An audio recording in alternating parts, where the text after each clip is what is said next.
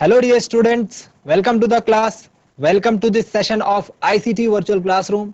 और मेरा नाम है Rajesh Chamola, teacher science ICT virtual classroom Dehradun से। इस क्लास में हम लोग क्लास 10th के साइंस के चैप्टर नंबर 2 को डिस्कस करने वाले हैं। अपने पिछली क्लास में हमने चैप्टर 1 को अच्छे तरीके से कवर अप कर लिया है। इसके एक्सरसाइज के क्वेश्चन आंसर्स और बोर्ड एग्जाम के पॉइंट ऑफ व्यू से जो जो चीजें इंपॉर्टेंट हैं मैं सब आपको डिलीवर कर चुका हूं। आप उसको कंटिन्यूअसली रिवाइज करते रहिएगा। एक चैप्टर जब कंप्लीट हो जाता है तो इसका मतलब ये नहीं कि अब हम उस चैप्टर को एग्जाम के टाइम पढ़ेंगे। उसका मतलब ये होता है कि आप उस चैप्टर के क्वेश्चंस आप वीकली बेसिस पर, डेली बेसिस पर, मंथली बेसिस पर कुछ कुछ क्वेश्चन आप उस चैप्टर के करते रहिए तो आपको वो अच्छी तरीके से याद रहेगा।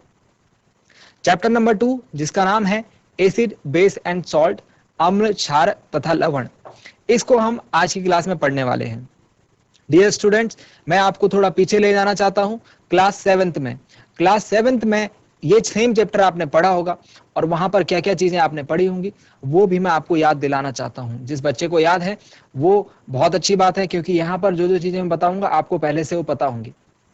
जैसे कि हमने ये पढ़ा था कि एसिड और बेस हमारे नेचुरल यानी प्रकृति में कहाँ कहाँ विद्यमान होते हैं, हमारे खाने वाले सामग्री में कहाँ कहाँ विद्यमान होते हैं। ठीक है, तो मतलब हम एसिड को खाते भी हैं और किन किन खाद्य पदार्थों में किस किस रूप में रहते हैं। ठीक है, इसके अलावा हमने ये देखा था कि कैसे पता लगाएं कि कोई पदार्थ एसिड है या कोई पदार्थ बेस है, यानी कोई पदार्थ अम्ल है या कोई पदार्थ क्षार है, तो इसका हम कैसे पता लगाएं। इसके लिए हम लोग सूचक का प्रयोग करते थे। तो सूचक क्या होते हैं, कितने प्रकार के होते हैं, किस किस तरीके से पता करते हैं, उन सभी चीजों को हम आज की क्लास में देखने वाले हैं।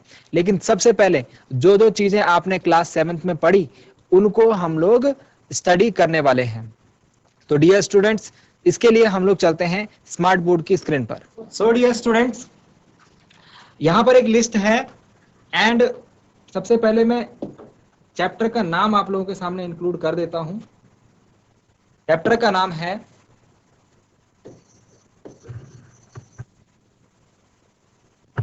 Class 10 chapter 2 acid, base and salts, यानी कि अम्ल,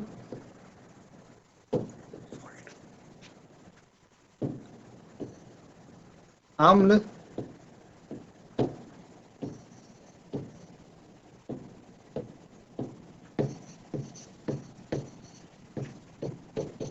क्षारक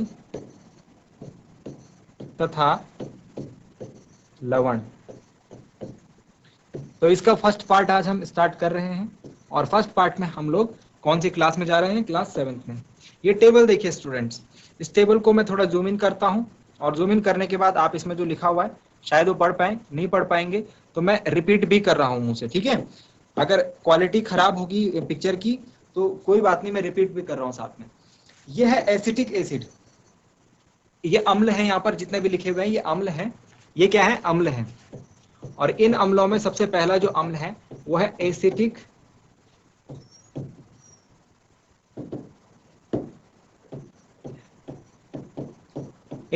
अम्ल, यानी acetic acid.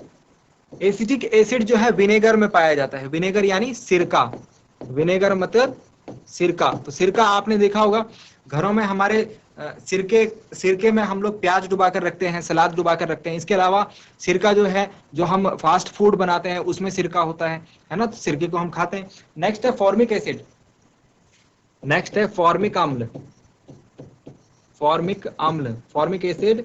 Formic acid is present in ants sting, यानी चींटी के डंक में, चींटी के डंक में। तो चींटी जो डंक मारती है उसके अंदर कौन सा अम्ल होता है, फॉर्मिक अम्ल होता है। Next is citric acid, next is citric अम्ल। सिट्रिक अम्ल, सिट्रिक अम्ल किन पदार्थों में होता है, जो सिट्रस फ्रूट्स होते हैं। सिट्रस फ्रूट्स मतलब खट्टे खट्टे फल, खट्टे फल जैसे ऑरेंजेस, लेमन एटसेट्रा। संतरा हो गया, नींबू हो गया आदि, इनमें कौन सा अम्ल प्रेजेंट होता है, इनमें सिट्रिक एसिड यानी सिट्रिक अम्ल। लैक्टिक अम्ल, लैक्टिक अम्ल। लैक्टिक अम्ल जो है दही में उपस्थित होता है। इसके अलावा ऑक्जेलिक अम्ल,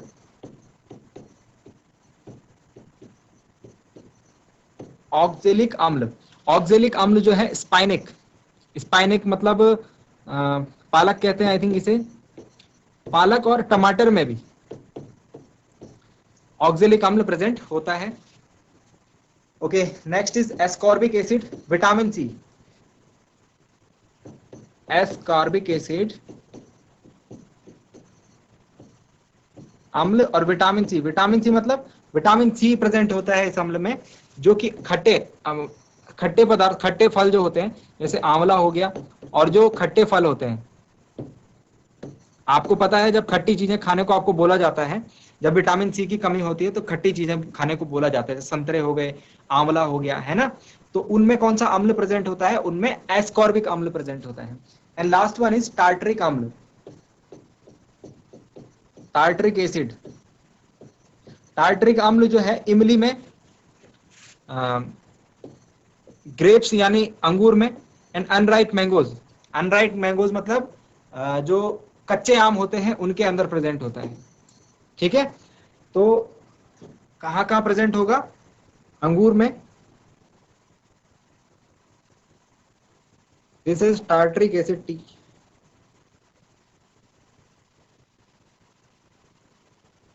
अंगूर,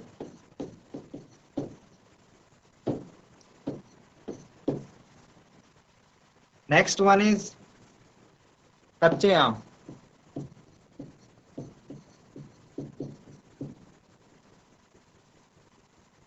एंड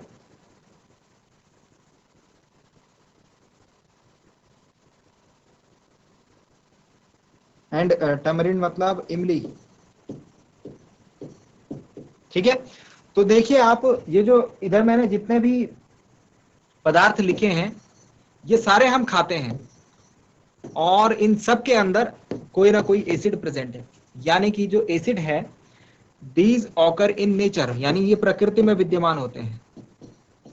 खाना हमको कहां से मिलता है, खाना हमको प्रकृति देती है, और प्रकृति में ही अम्ल भी विद्यमान होते हैं। ये हमने देख लिया, जो हमारे खाने पीने की चीजें हैं उनके अंदर अम्ल उपस्थित होते हैं। अब इसके नीचे टेबल में आते हैं। इतनी बात समझ में आ गई, इसको हम मिटा देते हैं।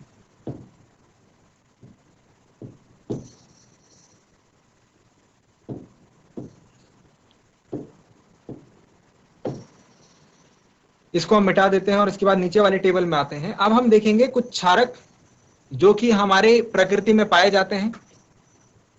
ठीक है, उनको भी देख लेते हैं। चलिए नेक्स्ट चलते हैं।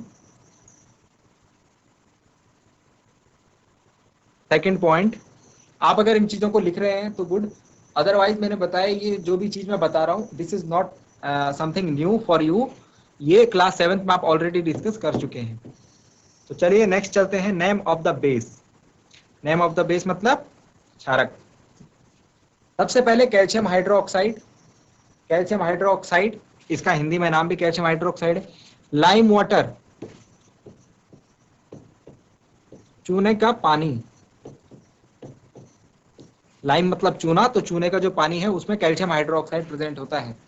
अमोनियम हाइड्रोक्साइड, विंडो क्लीनर, यानी खिड़की साफ करने वाला जो पदार्थ होता है, उसमें हमारा जो खिड़की के जो कांच होते हैं, आई थिंक उनको साफ करने के लिए जो पदार्थ होता है उसके अंदर अमोनियम हाइड्रोक्साइड प्रेजेंट होता है, जो कि क्या है, एक बेस है। ठीक, सोडियम हाइड्रोक्साइड, पोटेशियम हाइड्रोक्साइड किसमें प्रेजेंट होता है, सोप के अंदर, साबुन के अंदर। जिस साबुन से आप कपड़े धोते हो, तो सीधे सीधे एक बात ध्यान रख लो, साबुन क्या है, साबुन का नेचर कैसा है, बेसिक। ठीक है, क्षारीय प्रकृति है साबुन की। Magnesium hydroxide, milk of magnesia, इसको याद कर लीजिए, लर्न इट, एग्जाम में क्वेश्चन पूछा जाता है। ठीक है, तो मिल्क ऑफ मैग्नीशिया के पदार्थ का नाम क्या है, मैग्नीशियम हाइड्रोक्साइड। अगर सूत्र पूछ लिया जाएगा, अभी आप 10th स्टैंडर्ड में आ चुके हैं, थोड़ा आपका लेवल बढ़ चुका है, तो अगर सूत्र पूछा जाएगा तो MgOH होल ट्वाइस। ठीक है, और ये चूना पानी हम लोग फर्स्ट चैप्टर में पढ़ चुके हैं, लाइम वाटर, कैल्शियम हाइड्रोक्साइड, तो इस चीज के ऊपर आप लोगों को कोई डाउट नहीं होना चाहिए। तो ये सभी चीजें हैं बच्चों जो हमने फर्स्ट अपनी 7th क्लास में पढ़ी है। अब ध्यान दीजिए, नेक्स्ट जो पॉइंट है जिसके ऊपर मैं आपको लेके जाना चाह रहा हूं वो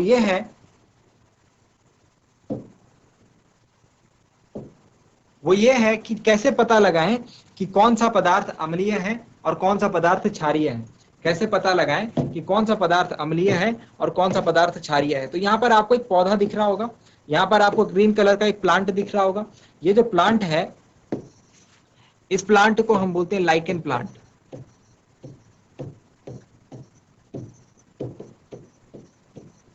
और इससे हम लोग क्या बनाते हैं, इससे हम लोग लिटमस बनाते हैं।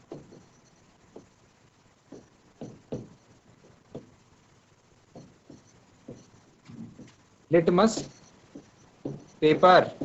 ये लिटमस पेपर दो रंग का होता है, लाल रंग का, नीले रंग का। तो लाल रंग के लिटमस को हम लाल लिटमस बोलते हैं और नीले रंग के लिटमस को हम नीले रंग का बोलते हैं। सिमिलरली ब्लू लिटमस और रेड लिटमस। ठीक हो गया। अब ये जो लिटमस है ये हमको बताएगा कोई पदार्थ अम्लीय है या फिर क्षारीय है। कैसे बताएगा, उसमें डुबोने पर यह अपना रंग परिवर्तित करेगा। ठीक है, तो नीला है तो लाल हो जाएगा, लाल है तो नीला हो जाएगा। अगर रंग अपरिवर्तित रहा तो भी हमको कुछ पता लगेगा। इसके बारे में हम आगे डिस्कस करेंगे, ये फिलहाल हम पिछली क्लासेस का डिस्कस कर रहे हैं। ठीक हो गया। तो लिटमस किससे बनाया जाता है, लाइकेन नाम के प्लांट से, लाइकेन नाम के पौधे से। और लाइकेन नाम का पौधा जिससे हम लिटमस बनाते हैं दो प्रकार का होता है, blue litmus and red litmus. Okay, next हम चलते हैं। यहाँ पर आप देख रहे होंगे, यहाँ पर एक सब्सटेंस है जो आपको फूल सा दिख रहा है, ये this is called China rose. China rose ये भी क्या है, ये भी एक इंडिकेटर का काम करता है। इंडिकेटर यानी सूचक। तो हम लोग जो ये बातें कर रहे हैं, जो लिटमस है, जो चाइना रोज है, ये क्या है, सूचक है, इंडिकेटर। अभी आप सिर्फ देखते जाइए, लिखने के लिए मैं आपको बताऊंगा, अदरवाइज आप लिखना चाहें तो it is up to you. तो this is China rose and it is also an indicator. तो इंडिकेटर क्या काम करते हैं, इंडिकेटर हमको सूचना देते हैं कि कोई पदार्थ एसिड है या बेस है। तो दो इंडिकेटर मैं आपको अब तक बता चुका हूं, नंबर 1 लिटमस और नंबर 2 चाइना रोज।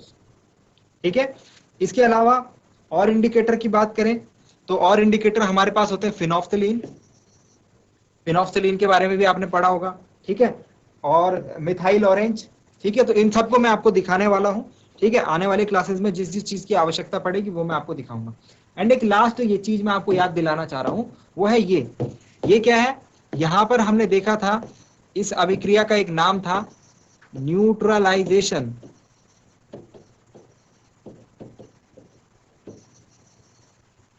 न्यूट्रलाइजेशन मतलब उदासीनीकरण। उदासीनीकरण की एक अभिक्रिया थी। अभी तक हम सिर्फ एसिड और बेस को पढ़ रहे थे, अम्ल और क्षारक को पढ़ रहे थे। जब ये अभिक्रिया हो जाती है तो एक नया पदार्थ हमारे सामने आता है जिसको हम सॉल्ट या फिर लवण कहते हैं। तो लवण कब बनेगा, लवण बनेगा जब हम उदासीनीकरण अभिक्रिया पढ़ेंगे, और उदासीनीकरण अभिक्रिया में अम्ल और क्षारक जो है अभिक्रिया करेंगे तो लवण बनेगा, तब हम लवण के बारे में पढ़ेंगे। इतनी चीजें आप पिछली क्लास में पढ़ चुके थे डियर स्टूडेंट्स। अब हम लोग आपके पास जो नया है उसको पढ़ेंगे। ठीक है, अब हम उसको पढ़ेंगे। तो हमने बहुत सारी चीजें पिछली क्लासेस में पढ़ी थी, जैसे कि सपोज मैं आपको याद दिलाता हूं, आपसे मैं क्वेश्चन पूछता हूं और आपको अगर आंसर पता है तो ठीक है। अगर हमको न्यूट्रलाइजेशन का जो डेली लाइफ में यूज था, अगर हमको अपच हो जाए, अपच मतलब इनडाइजेशन, जो हमने खाना खाया वो हमको पचा नहीं, तो क्या करना चाहिए। नंबर 2, अगर चींटी का डंक लग जाए,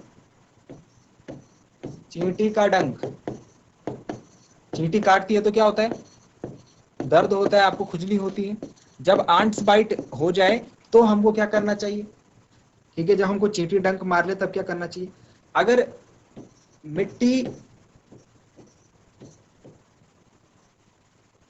मिट्टी जिसमें हम लोग फसल बोते हैं, खाने सब्जी वगैरह बोते हैं, इसका ट्रीटमेंट किस तरीके से करा जाए, सॉइल ट्रीटमेंट।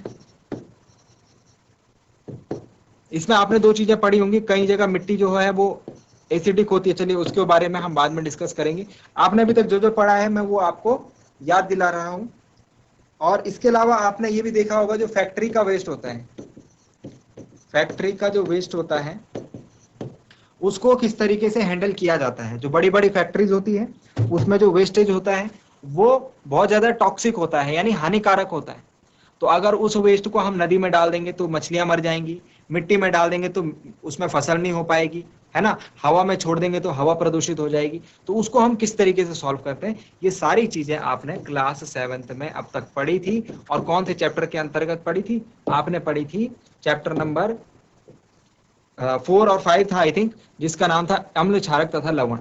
हम इस क्लास में ठीक वहीं से आगे कंटिन्यू करने वाले हैं बच्चों। तो जो जो चीजें आपने पढ़ी हैं वो आपको यहाँ पर भी देखने को मिलेंगी। अगर आपको नहीं या पता है ये चीज, आप भूल चुके हैं और आपने उस समय शायद आपको नहीं पढ़ पाए आप इसे, तो अब दोबारा मौका आपके पास है, सारी चीजें आप दोबारा से पढ़ने वाले हैं। तो मैं सारी चीजें आपको one by one again explain करने वाला हूं, जो आपके पास क्लास 7th में था या फिर जो आपके पास आपकी क्लास में है। सबसे पहले हम क्या चीज पढ़ेंगे, सबसे पहले हम जो पॉइंट पढ़ेंगे वो है सूचक, वह है सूचक यानी इंडिकेटर्स।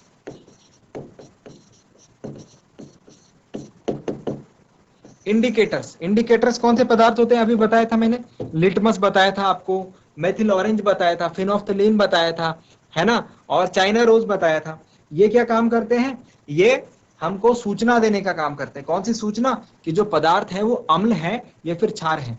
तो पदार्थ लिख लीजिए, अब आप मेरे साथ लिख सकते हैं, पदार्थ की प्रकृति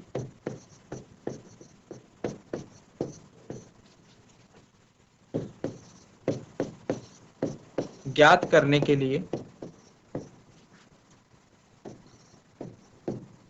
पदार्थ की प्रकृति कैसी, कि पदार्थ अम्लीय है या क्षारीय है, ये पता लगाने के लिए हम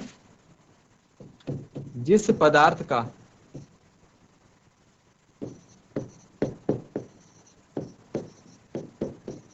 प्रयोग करते हैं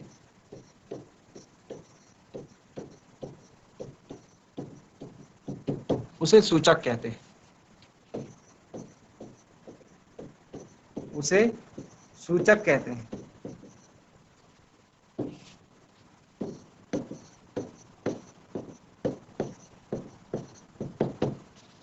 तो इंडिकेटर्स क्या हो गए, इंडिकेटर्स वो सब्सटेंस हो गए जिनसे हम पता लगाएंगे कि हमारे पास जो सब्सटेंस दिया हुआ है, यानी जो सॉल्यूशन दिया हुआ है, कुछ भी चीज जो हमारे पास पदार्थ रखा हुआ है, उसकी प्रकृति अम्लीय है या क्षारीय है, वो एसिडिक है या फिर बेसिक है।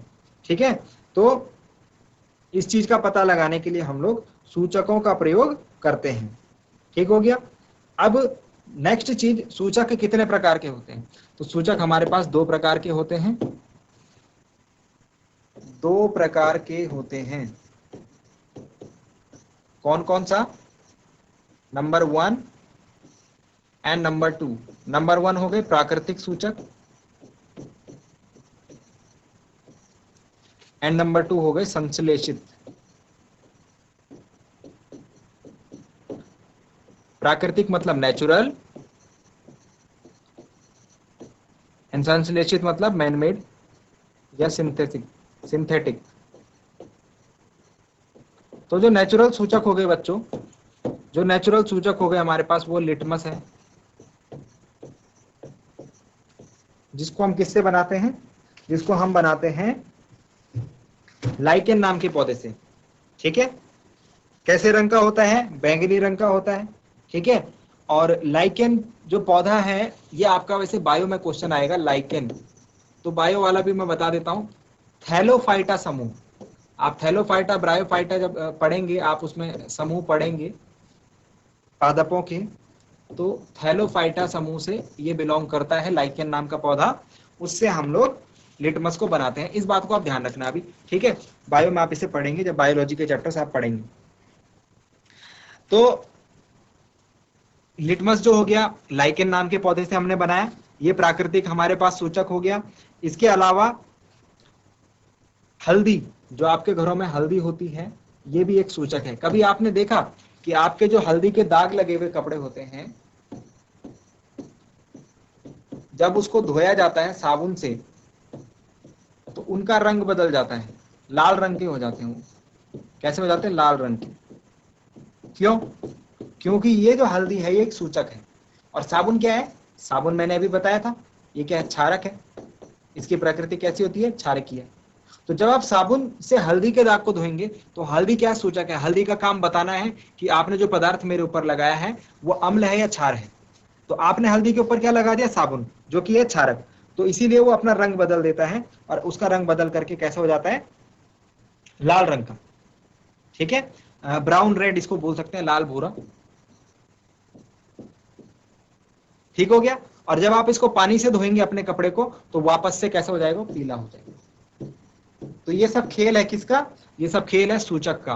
तो हल्दी यहाँ पर सूचक है हमारा, और इस सूचक की मदद से हम पता लगा सकते हैं कि जो दिया गया पदार्थ है वो अम्लीय है या क्षारीय है। ठीक है। और भी प्राकृतिक पदार्थों की बात, जैसे मैंने अभी यहाँ पे चाइना रोज दिखाया था आपको, है ना, और हल्दी हो गया, पेटूनिया हो गया। लिख लेता हूं मैं यहाँ पर एक दो पदार्थ, आप भी लिख लीजिए। लाल पत्ता गोभी आदि, ये सभी क्या हैं? ये सभी प्राकृतिक सूचक हैं जिनको जो प्रकृति में विद्यमान है और जिनकी सहायता से हम लोग पता लगा सकते हैं दिया गया पदार्थ अम्लीय है या फिर क्षारीय है। ठीक, इसको हटा देते हैं। ये आपके नॉलेज बेस्ड फैक्ट था, ये भी आपने क्लास 7th में पढ़ा होगा। अब जो संश्लेषित सूचक हैं यानी जो सिंथेटिक हैं, जिनको हम लेबोरेटरीज में बनाते हैं, उनमें से कुछ हैं जैसे मेथिल ऑरेंज,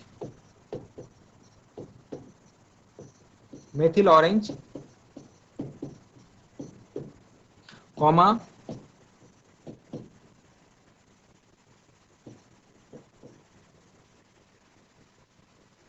फिनोफ्थिलीन आदि। तो क्लास 7th में आपने मेथिल ऑरेंज और फिनोफ्थिलीन से रिलेटेड एक्सपेरिमेंट्स पढ़े होंगे। ठीक है, और ये हो गए हमारे सूचक के प्रकार। ठीक है, जो कि आपने पिछली क्लास में पढ़े थे। अब एक नए प्रकार का सूचक मैं आपको बताता हूं। इस चैप्टर में आपको क्या क्या पढ़ना है? इस चैप्टर में आपको सबसे पहले जो पार्ट समझना है वो है अम्ल एवं क्षारक के रासायनिक गुणधर्म।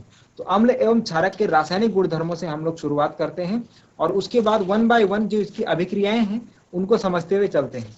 फिर उसके बाद हम समझेंगे अम्ल और क्षारकों में क्या समानताएं हैं, किस प्रकार से हम बोल सकते हैं कि अम्ल और क्षारक एक दूसरे के जैसे हैं। ठीक है, उसके बाद हमें यह देखना है कि अम्ल और क्षारक की प्रबलता कितनी होती है, यानी कैसे पता लगाएंगे कि कौन सा अम्ल बहुत ज्यादा प्रबल है और कौन सा अम्ल बहुत ज्यादा दुर्बल। इसी प्रकार कौन सा क्षारक बहुत ज्यादा प्रबल है और कौन सा क्षारक बहुत ज्यादा दुर्बल। और उसके बाद लास्ट में हम लोग पढ़ने वाले हैं इसमें कि लवण वाले पार्ट को, यानी सॉल्ट जो है मैंने आपको बताया था, वो हम बाद में पढ़ते हैं। क्यों? क्योंकि लवण कैसे बनता है, जब अम्ल और क्षारक को आप पढ़ लेंगे तो अम्ल और क्षार को आप मिलाते हैं, अम्ल और क्षार को मिलाने के बाद लवण बनता है। इस अभिक्रिया का एक नाम है, इसको हम लास्ट पार्ट में पढ़ेंगे। ठीक है, तो चलिए स्टूडेंट्स, अब हम चलते हैं अपने चैप्टर के फर्स्ट पार्ट के ऊपर, पहले पार्ट के ऊपर, जिसमें हम लोग समझेंगे अम्ल तथा क्षारकों के रासायनिक गुणधर्म। और इसमें हम लोग अभिक्रियाएं देखने वाले हैं, बहुत सारी अभिक्रियाएं। तो ध्यान अपना स्टार्टिंग से बना कर रखिएगा। अगर कोई भी चीज आपने स्किप कर दी तो आगे वाली चीजों में आपको बहुत ज्यादा दिमाग लगाने की आवश्यकता पड़ सकती है, कंफ्यूजन क्रिएट हो सकती है। तो मैं पॉइंट दर पॉइंट समझा रहा हूं। नंबर 1 पॉइंट डालिए अपनी कॉपी में इस चैप्टर का,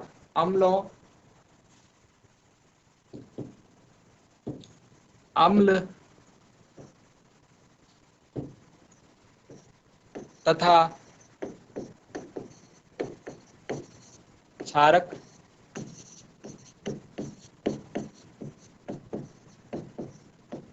के रासायनिक गुणधर्म।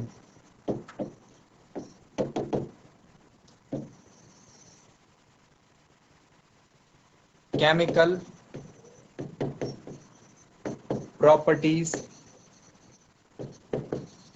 Of acid and bases.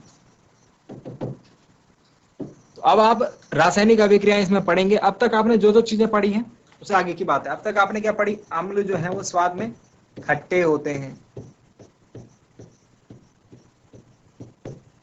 और बेस जो है स्वाद में कड़वे होते हैं, है ना। तो ये सारी चीजें अब तक आपने पढ़ी हैं टेस्ट के बेसिस पर, लेकिन आप हर प्रकार के अम्ल और स्वाद को टेस्ट नहीं कर सकते हो। जो खाने वाली चीज है उनको तो आप खा सकते हो, टेस्ट करके बता सकते हो, लेकिन कुछ अम्ल और कुछ क्षार ऐसे हैं जिनको आपने टेस्ट करा तो ये आपके लिए हानिकारक हो सकते हैं, डेंजरस हो सकते हैं। अब बिना टेस्ट करे मैं कैसे बताऊंगा कि ये अम्ल है या क्षार है?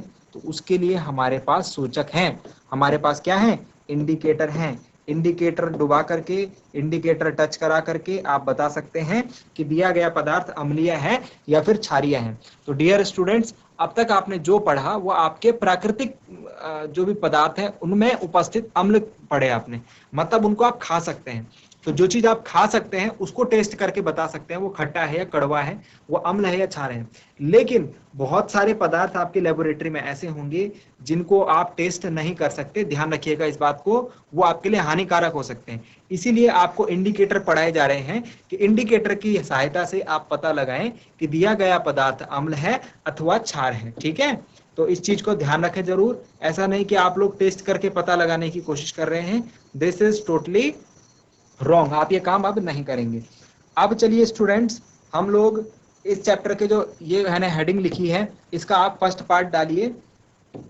फर्स्ट पार्ट में हेडिंग लिखिए गंधीय सूचक, गंधीय सूचक, all factory, all factory indicators.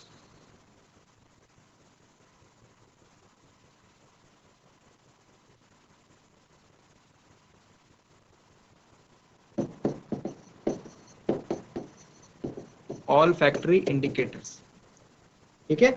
All factory indicators क्या होते हैं, गंधीय सूचक क्या होते हैं, ये शब्द आप पहली बार सुन रहे होंगे। देखिए ऑल फैक्ट्री इंडिकेटर्स, वो इंडिकेटर्स, ये भी क्या है, एक इंडिकेटर्स है, ये भी एक सूचक है। लेकिन इसमें हमको पता कैसे लगेगा, इसमें हमको सूचना कैसे मिलेगी, गंध के द्वारा।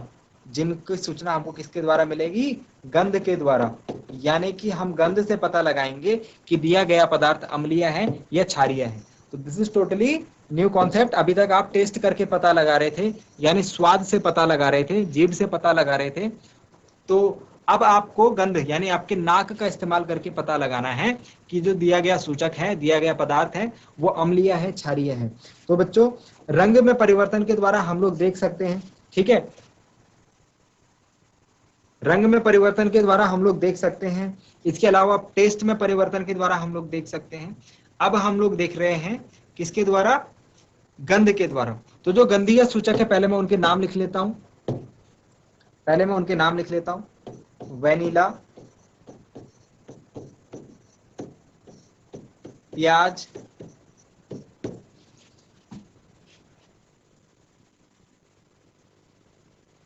वेनिला, प्याज, ठीक है। तो ये सभी क्या है, आदि, ये गंधीय सूचक हैं। इनको हम लोग गंधीय सूचक की तरह प्रयोग कर सकते हैं। और गंधीय सूचक मैंने बताया आपको कैसे पता लगेगा, क्या काम करेगा, गंधीय सूचक हमें गंध के थ्रू बताने का काम करेगा कि दिया गया पदार्थ अम्लीय है या फिर क्षारीय है। ओके, और गंधीय सूचक के नाम अगर मैं लिखूं तो उसमें आप लिख सकते हैं onion and vanilla extract are two example. इसमें आप इंग्लिश में लिख लीजिए अनियन एंड वनीला एटसेट्रा, ठीक है। चलिए, अब गंधीय सूचक हमने पता लगा लिए कि वो सूचक जिनमें हम गंध के द्वारा पता लगाते हैं। लिखना चाहें तो लिख लीजिए, लिखना चाहें तो लिख लीजिए इसमें कुछ पदार्थ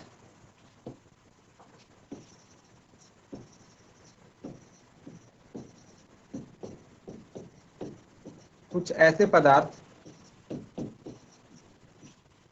कॉमा जिनकी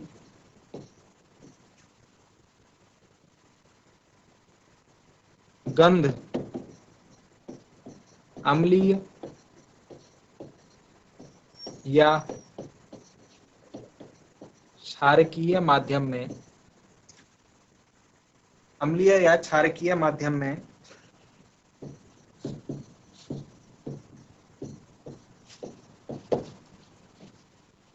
भिन्न हो जाती है, यानी चेंज हो जाती है।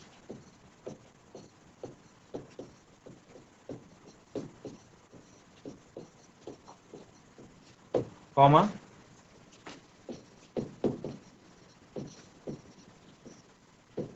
गंधीय सूचक कहलाते हैं।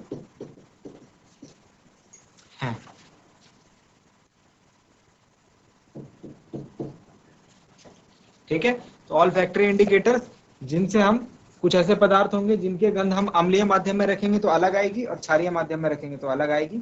उस स्मेल से हम पता लगाएंगे कि दिया जो माध्यम है वो अम्लीय है, क्षारीय है। इन सूचकों को हम गंधीय सूचक कहते हैं। ओके, चलिए नेक्स्ट पॉइंट डालेंगे। अब नेक्स्ट पॉइंट लिखेंगे, अभिक्रियाएं अब यहां से शुरुआत हो रही है। नंबर 2, अम्ल तथा क्षारक की धातु के साथ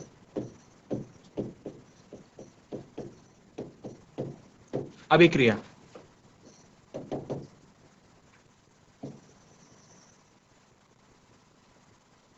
अम्ल तथा क्षारक की धातु के साथ अभिक्रिया,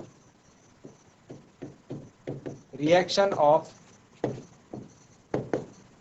एसिड एंड बेस विद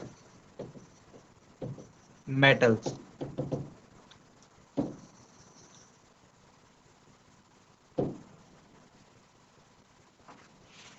देखिए डियर स्टूडेंट्स, अम्ल एवं क्षारक धातु के साथ जब अभिक्रिया करते हैं तो एक सिंपल सी अभिक्रिया होती है। इस अभिक्रिया को पहले आप शब्द में याद कर लीजिए। अम्ल की अभिक्रिया